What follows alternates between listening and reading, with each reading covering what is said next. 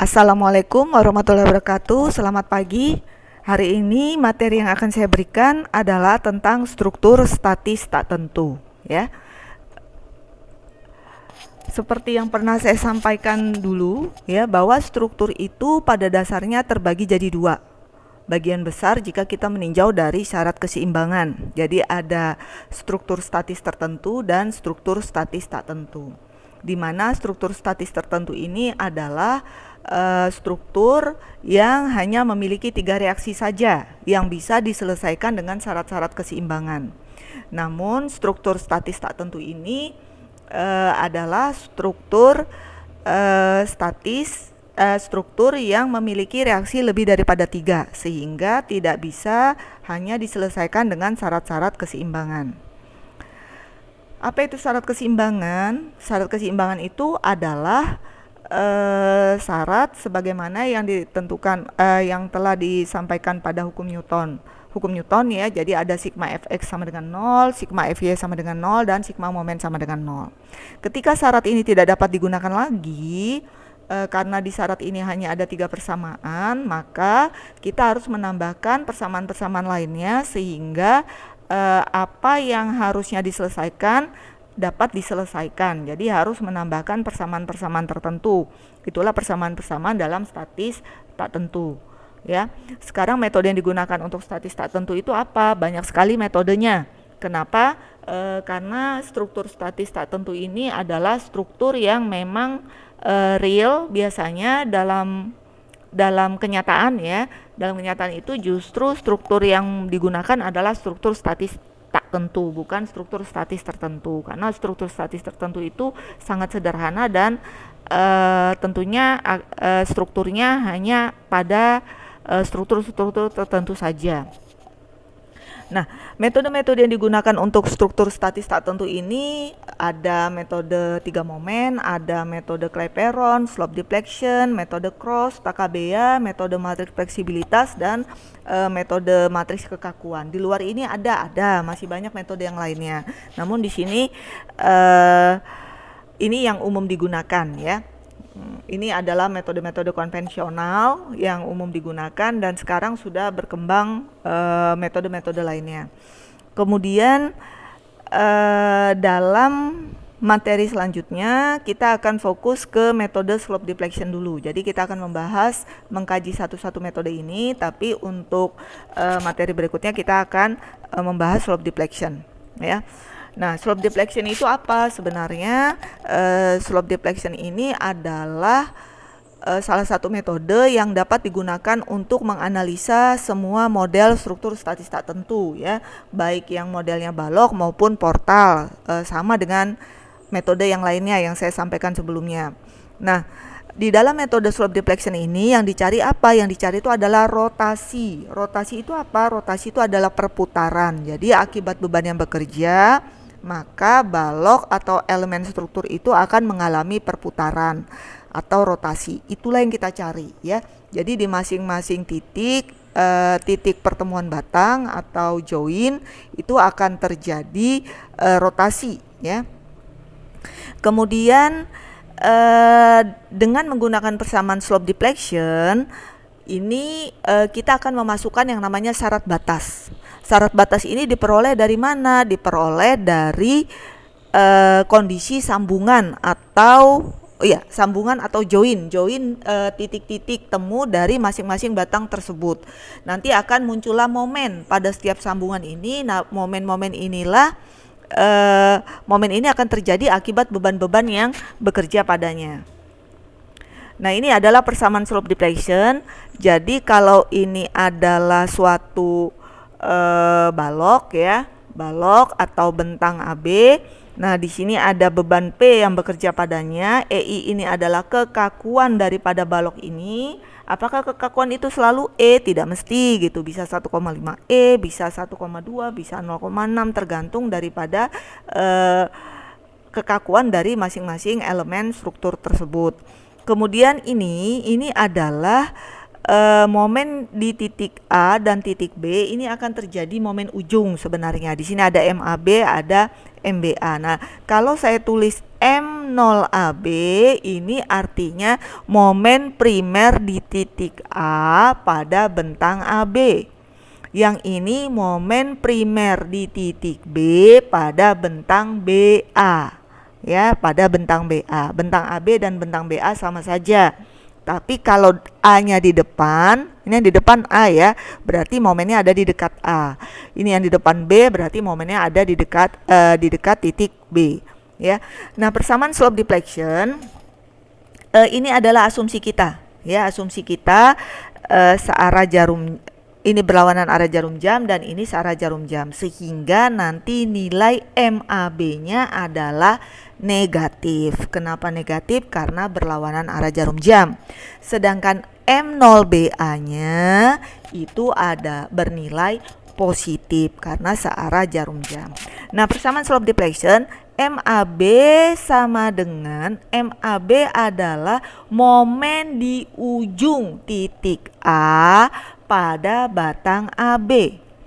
MAB sama dengan M0AB atau momen primer A, momen primer di titik A pada batang AB ditambah 2EI per L dalam kurung 2 theta A plus theta B. Ya, theta A itu di sini rotasi di titik A. Theta B itu di sini rotasi di titik B. Nah, MBA pun demikian sama dengan MAB. MBA sama dengan M0BA plus 2EI per L dikali theta A plus 2 theta B. Ya, karena yang di depan B berarti yang 2 adalah titik theta B. Sedangkan A-nya di belakang berarti theta A-nya 1 koefisiennya. Ya, MAB pun demikian, yang di depan titik A. Berarti yang 2 koefisiennya 2 adalah 2 theta A. Sedangkan theta B koefisiennya hanya 1 saja. Jelas ya? Nah, kemudian EI sekali lagi ini tergantung daripada soal. Jika soalnya nanti 1,5 EI, berarti kita akan memasukkan 2 dikali 1,5 EI. Kalau ini 2 EI berarti 2 dikali 2 EI. Demikian seterusnya. Sedangkan L ini apa? L ini adalah panjang bentang dari titik A ke titik B. Ya. Oke. Kalau tadi yang saya sampaikan adalah persamaan slope deflection, sekarang saya akan menjelaskan tahapan-tahapan yang akan kita lakukan untuk menyelesaikan suatu struktur statis tak tentu dengan metode slope deflection. Yang pertama kita harus menentukan momen primer, ya, yang M0 tadi, M0AB, M0BA atau M0CB, M0BC, itulah momen primer. Kemudian yang kedua, kita akan memasukkan persamaan slope deflection-nya. Ya, setelah ada momen primer, kita menghitung persamaan slope deflection. Yang ketiga, kita menentukan syarat batasnya. Syarat batas dari masing-masing titik tumpu atau dari masing-masing join. Ya. Yang keempat itu adalah memasukkan syarat-syarat batas ini ke dalam persamaan slope deflection. Sehingga tahapan keempat ini adalah persamaan slope deflection dengan syarat batas. Yang kelima, kita menghitung matriks persamaan slope deflection.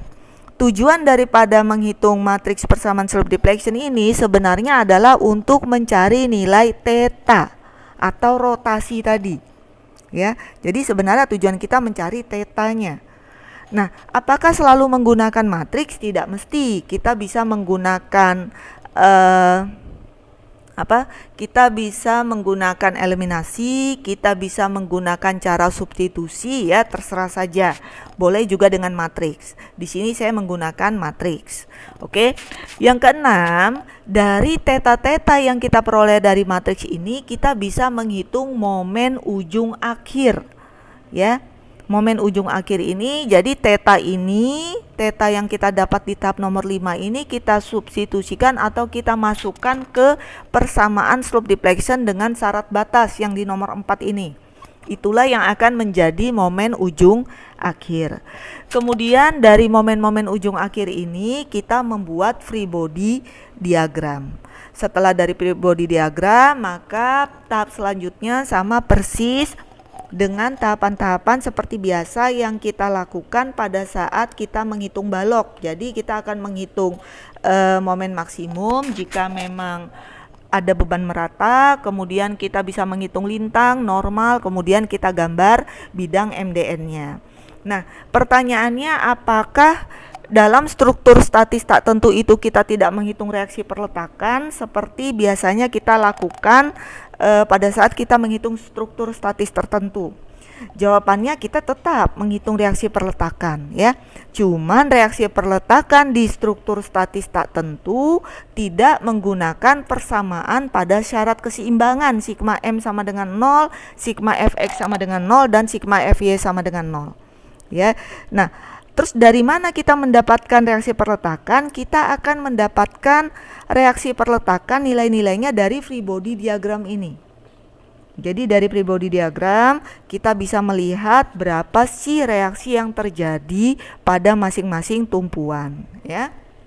Jadi sama saja, jadi semua tahapan ini adalah tahapan baru yang kita lakukan pada saat kita membuat atau menganalisa sebuah struktur dengan metode slope deflection. Oke. Nah, di sini saya akan menjelaskan tentang syarat batas. Syarat batas itu ditentukan daripada jenis tumpuannya atau jenis pertemuan batangnya. Titik dari masing-masing titik ya. Jadi titik pertemuan batangnya.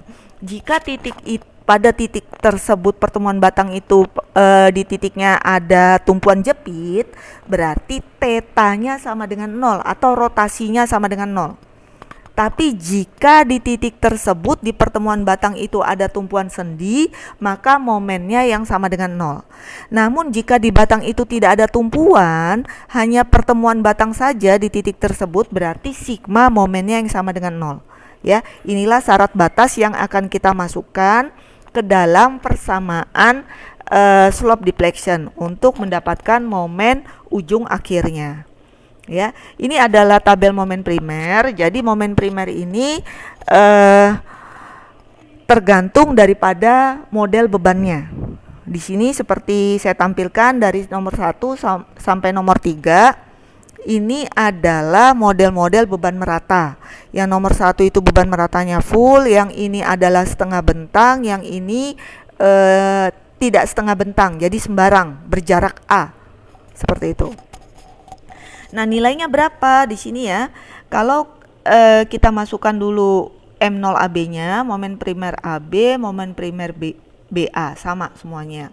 Kemudian kenapa AB? Karena titiknya A pada bentang AB. Kalau di sini titik C dan di sini titik D, berarti di sini M0 CD ya, karena titiknya titik C. Demikian juga kalau di sini saya ganti titik Z, berarti M0 ZB. Seperti itu seterusnya. Oke, sekarang kalau bebannya beban merata full, persamaan momen primernya adalah 1/12 QL kuadrat. 1/12 QL kuadrat atau QL kuadrat per 12 sama. Sekarang kita lihat kalau yang M0 AB-nya negatif karena berlawanan arah jarum jam, sedangkan M0 BA-nya positif. Ya, nilainya sama. Apabila beban meratanya setengah bentang seperti tabel di nomor 2, maka nilainya adalah 11/192 QL kuadrat ya, dan 5/192 QL kuadrat. Perhatikan, yang dimaksud dengan 11/192 itu adalah momen yang dekat sama beban meratanya. Ya, hati-hati. Kalau beban meratanya saya pindah ke sini, beban meratanya ada di titik sini sampai titik B, berarti M0 AB-nya bukan 11/192, tapi minus 5/192. Kenapa 5? Karena beban meratanya bukan bekerja pada M0 AB, tapi bekerja pada M0 BA. Nah, karena beban meratanya bekerja pada M0 BA, berarti M0 BA-nya nanti jadi 11 QL kuadrat per 192. Jelas ya? Jadi kalian jangan bingung untuk penggunaan 11/192 dengan 5/192. Jangan sampai terbalik. Sekali lagi, yang dekat sama beban meratanya itu yang 11. Yang di sini yang dekat adalah titik A, yang berarti MAB-nya yang 11, MBA-nya yang 5. Oke. Sekarang perhatikan yang di tabel nomor 3. Di sini ada beban merata yang jaraknya bukan setengah tapi berjarak A. Rumus yang kita gunakan adalah ini dan ini. Nah, ini juga sama seperti yang nomor 2 tadi. Kalian perlu hati-hati yang kita maksud dengan beban. Oke ya, jadi kalau yang di sini yang nomor 3, tabel nomor 3 ini sama dengan yang nomor 2. Hati-hati yang dekat dengan beban merata yang kita gunakan persamaan ini. Jadi ini kebetulan MAB-nya yang QAL alfa per 12 dalam kurung 3 alfa kuadrat min 8 alfa plus 6. Ini adalah yang dekat dengan beban meratanya ya. Dengan alfa sama dengan A dibagi L. Oke. Nah, sekarang yang ini adalah momen primer untuk beban terpusat. Apabila beban terpusatnya berada di tengah bentang, maka persamaan yang kita gunakan adalah PL per 8. Ya, dengan catatan yang ini negatif, MAB-nya, MBA-nya positif. Nah, kalau misalkan beban terpusatnya tidak di tengah bentang tapi memiliki jarak A, maka rumusnya adalah PAB kuadrat per L kuadrat. A itu yang mana? Yang dekat dengan titik. Jadi kalau M0 AB ini PAB kuadrat per L kuadrat ya. Nah, perlu saya informasikan di sini sebenarnya momen primer ini banyak sekali persamaannya, tidak hanya 5 nomor seperti yang saya cantumkan di sini. Jadi akibat beban itu ada beban segitiga, momen, terus beban terpusatnya dengan berbagai macam model. Kalian bisa melihatnya di buku teknik sipil. Jadi ada sekitar 100 lebih ya persamaan di sana. Namun yang umum digunakan adalah yang 5 ini yang saya tampilkan di tabel ini ya. Untuk kasus-kasus tertentu kalian bisa melihat nanti di buku teknik sipil. Ya, demikian yang bisa saya sampaikan. Jadi sekali lagi yang saya sampaikan ini adalah tahapan atau pekerjaan yang harus kita lakukan untuk menyelesaikan sebuah struktur statis tak tentu dengan metode slope deflection. Oke, kurang dan lebihnya mohon maaf. Saya akhiri. Terima kasih. Wabillahi taufiq wal hidayah. Wassalamualaikum warahmatullahi wabarakatuh.